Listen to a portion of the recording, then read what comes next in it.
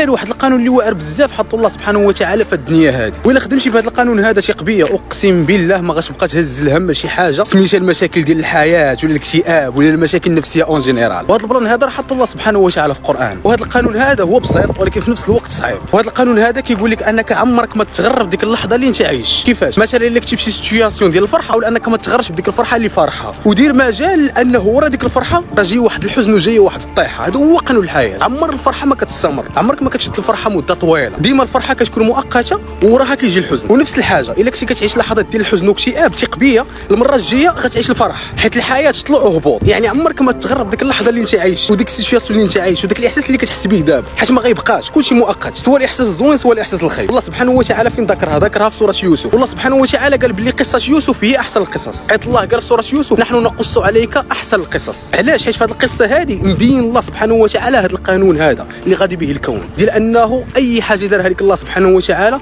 الا وانك ما تغرش بها والا وتسنى انه المره الجايه غادي يكون العكس ديالها. انا نعطيكم مثال. يوسف عليه الصلاه والسلام كان بوه كيموت عليه، كان عزيز على بوه اللي هو يعقوب عليه السلام، وكان كيفضلوا على جميع خوته. دابا تخيل معايا انت الا كان بوك كيفضلك على جميع خوتك وانت عزيز على بوك ديال بصح، باش غتحس؟ بطبيعه الحال غتحس باحساس زوين بزاف، هذه حاجه باينه. وهذيك المعزه اللي عزيز يوسف على بوه هي اللي خلاته انه خوتي يطيحوا في البير ويلوحوا في البير. يعني شوف فين داتو المعزه ديال بوه، وانت واش تبغي انك تطيح في البير؟ بطبيعه الحال لا. وهذيك الطيحه اللي طاح فيها يوسف في البير كانت سبب في انه يولي ذو شأن ويكون عنده واحد المنصب كبير بزاف في مصر، ويبغي الملك ديال مصر انه يتبناه. يعني تخيل انه يكون عندك الجاه والجمال والمنصب والفلوس واي حاجه، داكشي كامل عطاه الله سبحانه وتعالى. يعني ديك الساعه يوسف كان كيعيش ازهى ايام حياته، كان كيعيش واحد الحاجه اللي واعره بزاف. وتخيل معايا انه داكشي اللي طاري ليه كان سببه انه يدخل الحبس، والحبس ضرب فيه مده طويله بزاف، وهذاك الحبس كان سبب انه يشد العرش وانه يولي هو عزيز مصر، وانه اي حاجه في مصر كدوز على يديه، ولا عنده واحد المنصب اللي كبير بزاف في الدوله. يعني شوفوا الخوت طلعوا الهبوط اللي كاينه في القصه ديال يوسف. والله سبحانه وتعالى قال على هذه القصه هذه بلي هي احسن القصص. علاش؟ حيت الله عارف بلي العباد ديالو غادي يعيشوا هذا الشيء هذا، اي واحد من العباد ديالو غيعيش هذا الشيء، ومبين لك بلي هذا القانون هذا هو اللي غادي يبيه الحياه. وانا براسي كنخدم بهذا القانون، انت براسك راه غتلاحظها في حياتك، تجي واحد اللحظه اللي كتكون فيها فرحان بزاف، كطرى لك شي حاجه واعره بزاف، وتقدر ان هذيك الحاجه تكون سبب انك تحس باحساس خايب بزاف. وهذيك السيتوياسيون الخايبه اللي حسيتك باحساس خايب بزاف تقدر تكون ان هي السبب باش انك تحط في واحد السيتوياسيون اللي زوينه بزاف اللي تحس بها باحساس زوين بزاف. يعني شوف الميساج اللي بغيت نوصل لكم الدراري هو انك مثلا عمرك ما تغرب ديك الوظيفه مثلا اللي انت فيها دابا، حيت يقدر الله سبحانه وتعالى انه يخليها سجن ليك، وتكون سجن ليك على العباده ديالو ولا سجن ليك على انك تافونسي في حياتك. علاش؟ حيت انت ما كتحمدش الله سبحانه وتعالى على ديك الوظيفه اللي عطاك. وهذيك مرتك اللي كتغرب بها تقدر انها تكون ابتلاء من عند الله سبحانه وتعالى باش انها تلاهيك على شي حوايج في حياتك ولا في الدين ديالك. يعني الدراري الميساج العميق اللي بغيت نوصل لكم هو انه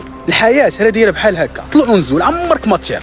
شوف نصيحه اقسم بالله الدراري، عمركم ما تثيقوا في الدنيا. تكون دابا عايش احلى لحظات حياتك، مرتاح بخير فرحان ديال بصح، توقع انه الخطوه الجايه يمكن انها تكون حزن واكتئاب، طرا لك شي بلان اللي انت ما عارفش كيفاش تطرا، واش حس باحساس اللي خايب. ولكن ملي تحس باحساس اللي خايب ومكتئب ما تقولش تفو حياتي وبدا تلعن فيها، لا، قول الحمد لله وعرف باللي ورا هذا الشده هذه اللي كدوز منها وهاد الكآبه اللي كدوز منها وهاد الحزن اللي كدوز منها غتجي واحد السيتوياسيون اللي غتحسك بفرح كبير بزاف. يعني الا كنتي في سعاده ما تغرش، والا كنتي في حزن ما تغرش. ما تقولش بلي انا غنبقى ديما فرحان وما تقولش بلي انا غنبقى ديما تعيس، حيت الحياه ما غاداش بحال هكا، الحياه غادا بطلوع ونزول. وانا شخصيا الخوت اقسم بالله كنخدم بهذا المبدا من شحال هذه، عمري ما كنتغر. ملي كنكون طايح في شي سيتوياسيون ديال الفرحه كنكون مستعد لديك السيتوياسيون اللي غتجي وراها اللي هي ديال الحزن. يعني ما كنتغرش بديك السيتوياسيون ديال الفرحه، والعكس ملي كنكون في سيتوياسيون ديال الحزن كنقول بلي هذا الشيء هذا ما غاديش يطول، شحال قدو كاع، شحال غنبقى حزين، شحال غنبقى تعيس وكئيب، شحال قدها كاع، داكشي علاش ما كنتقصحش، كنقول بلي هادشي دايز، هاد الشده اللي كندوز منها دايزه، من وراها غتجي الفرحه. يعني بحال هكا خاصك تعيش شي قبيه. الله سبحانه وتعالى راه ما جاش وقال بلي قصه يوسف هي احسن القصص باش يبين للعبد ديالو